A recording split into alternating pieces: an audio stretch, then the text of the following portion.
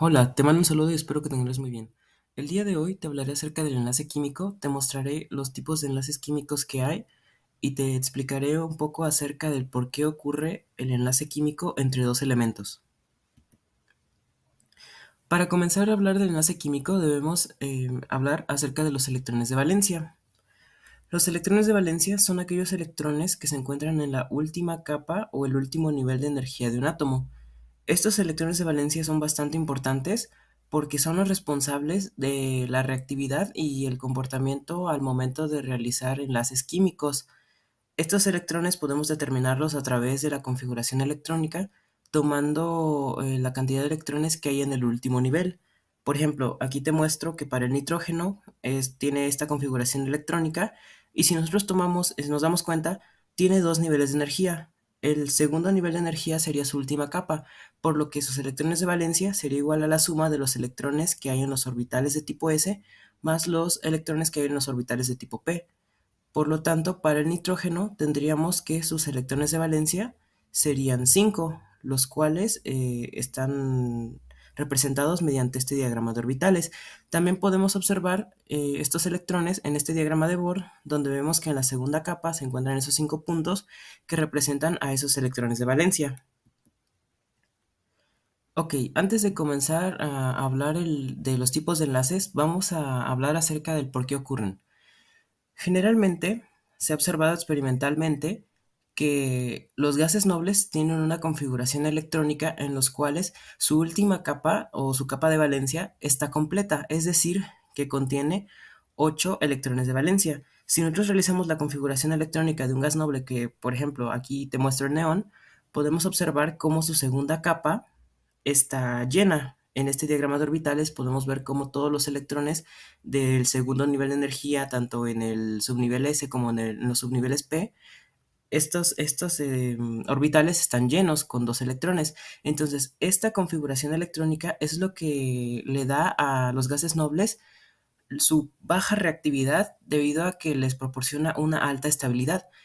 Cuando se forman los enlaces químicos, lo que un elemento busca al formar un enlace es adquirir generalmente esta configuración electrónica del gas noble más cercano, y esto lo hace de diferentes maneras, pero ese es el principal objetivo para formar un enlace químico, el obtener los 8 electrones en la capa de valencia, lo que le brinda una mayor estabilidad. Es lo que conocemos como la regla del octeto. Esta regla del octeto es generalmente para los elementos representativos, ya que cuando hablamos de elementos de transición o de transición interna, puede haber diferentes variaciones o puede que no se cumpla esta regla del octeto.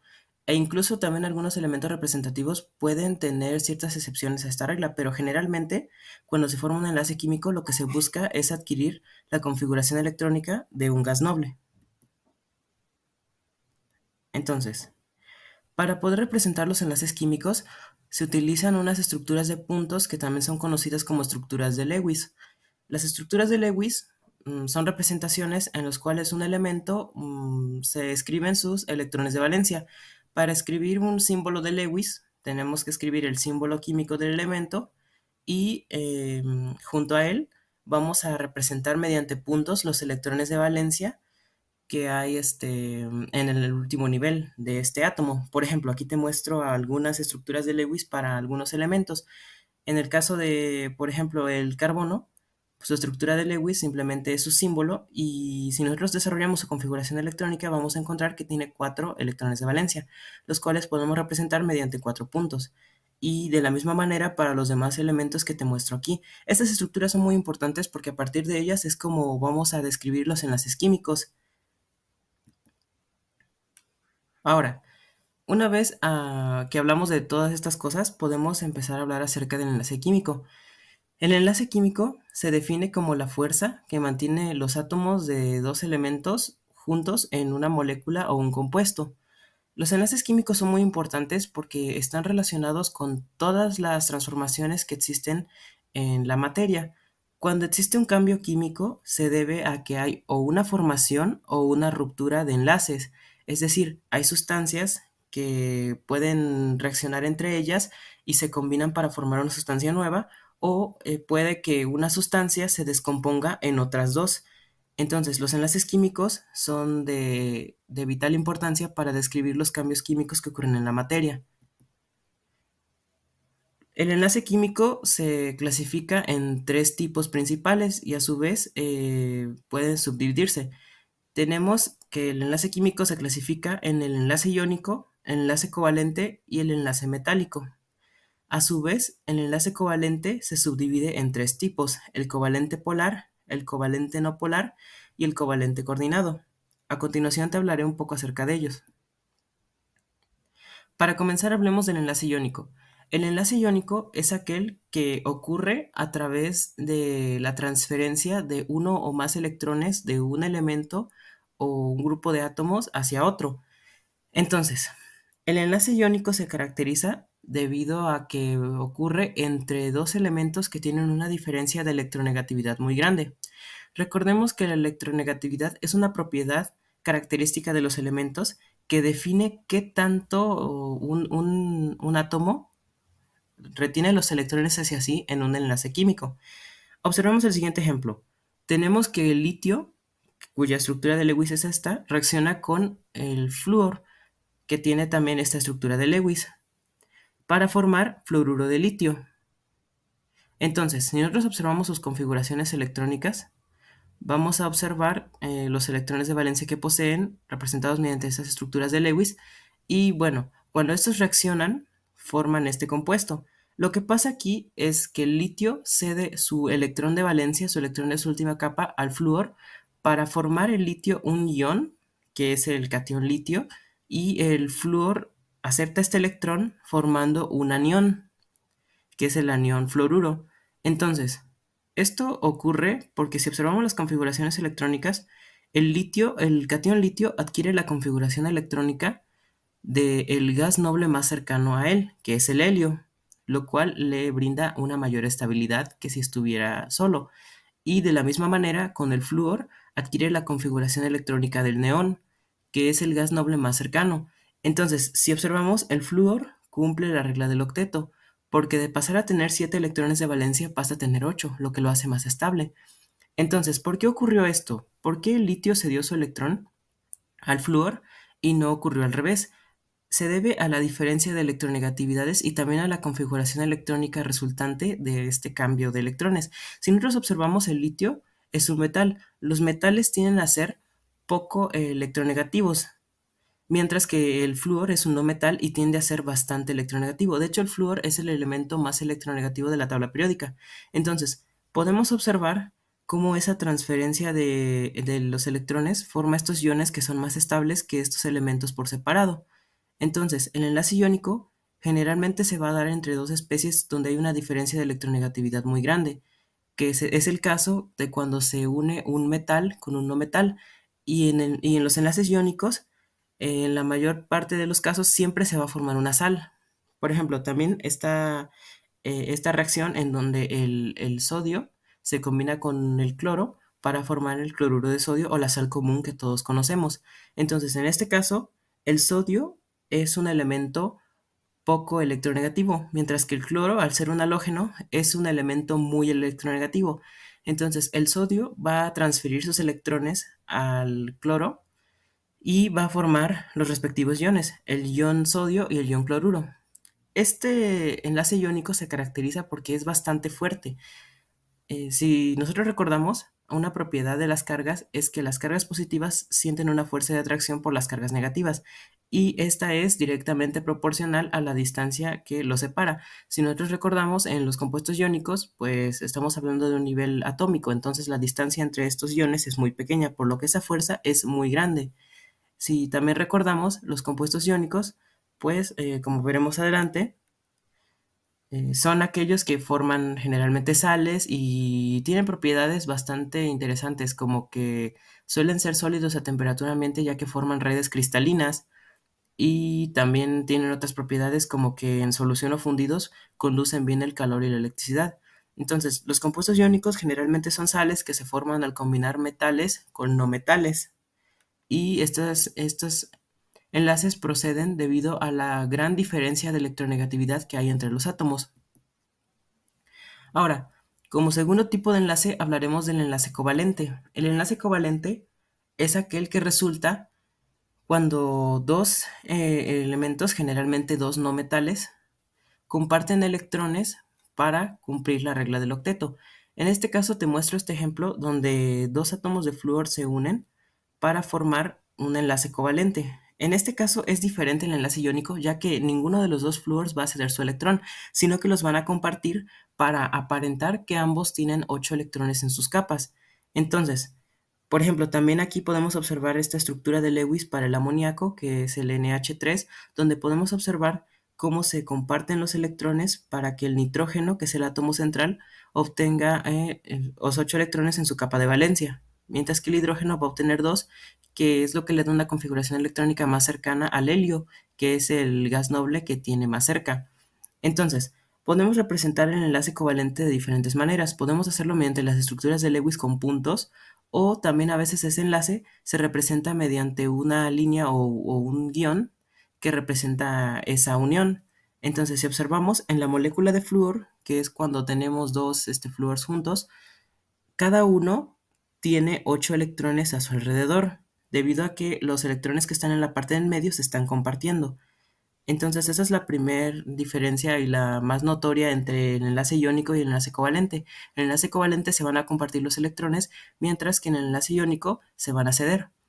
El enlace covalente se va a clasificar en diferentes tipos de acuerdo a la diferencia de electronegatividades que haya entre los dos no metales. Recordemos que este enlace covalente se da generalmente entre dos no metales. La primera clasificación que tenemos para el enlace covalente es el enlace covalente polar. El enlace covalente polar se da cuando existe una diferencia relativamente grande en la electronegatividad de los dos elementos que se están uniendo, que están compartiendo electrones.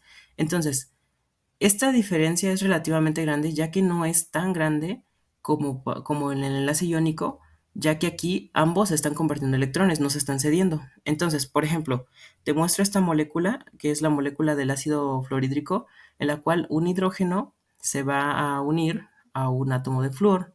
Si observamos sus estructuras de Lewis, vemos que el hidrógeno tiene 2 electrones a su alrededor, mientras que el flúor tiene 8. Pero ¿qué ocurre aquí? El flúor es un elemento mucho más electronegativo que el hidrógeno.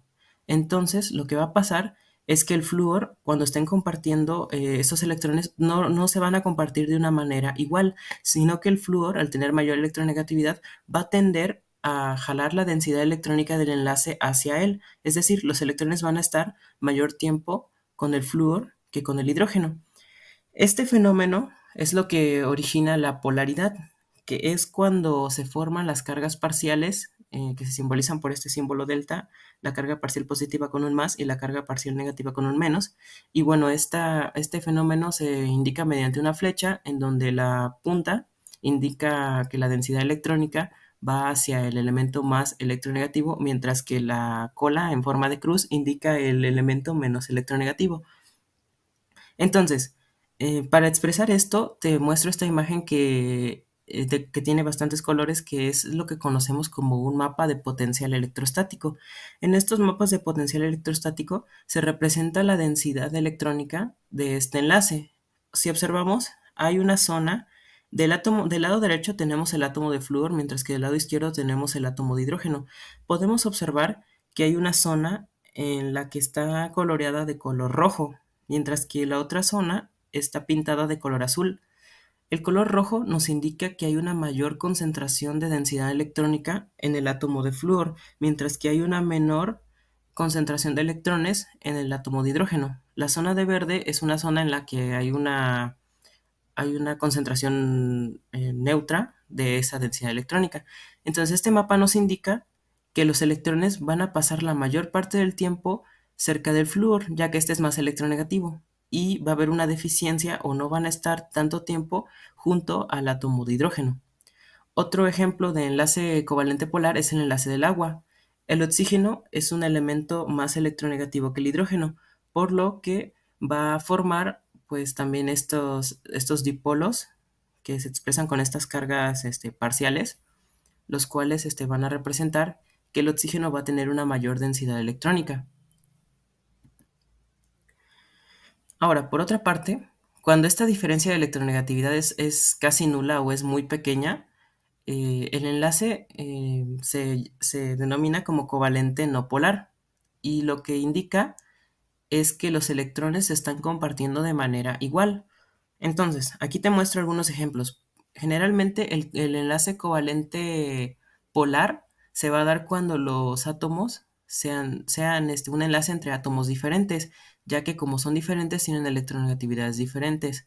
Y por lo tanto, el covalente no polar se va a dar cuando tenemos moléculas en las cuales son diatómicas, es decir, es entre dos átomos iguales. Por ejemplo, aquí te muestro la molécula de hidrógeno, la molécula de nitrógeno y la de flúor. En esos casos, como los dos elementos son iguales, su electronegatividad va a ser la misma y van a compartir de manera igual los electrones del enlace, ya que como tienen la misma electronegatividad, van a jalar con la misma fuerza estos electrones. Sin embargo, no siempre es así, ya que, por ejemplo, el metano, que es el CH4 que te muestro aquí, también posee un enlace covalente no polar.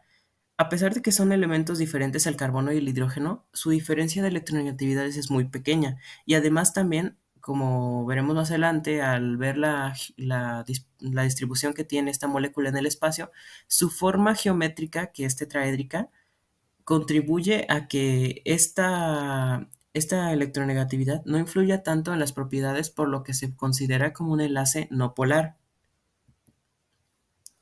Por último, veremos que el enlace covalente también se clasifica en los enlaces covalentes coordinados.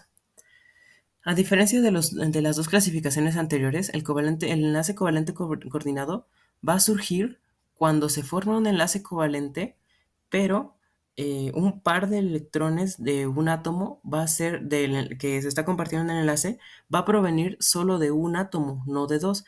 Por ejemplo, en los ejemplos anteriores vimos como, por ejemplo, el carbono comparte electrones con el hidrógeno.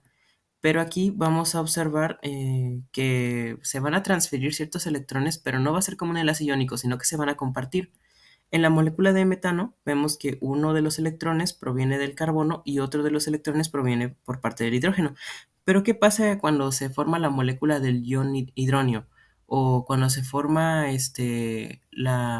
cuando la dietilamina se adiciona a un protón. Vamos a observar lo siguiente. Cuando se forma el ion hidronio, podemos observar que el oxígeno va a ceder dos electrones, o sea, un par de sus electrones libre que va a tener, lo va a ceder hacia un ion positivo de hidrógeno. Generalmente estos iones se llaman protones, ya que como no poseen un electrón, simplemente queda un núcleo desnudo. Entonces, este par de electrones del agua lo va a ceder para formar un enlace con el hidrógeno, el protón, pero no le va a transferir electrones, sino que los van a compartir.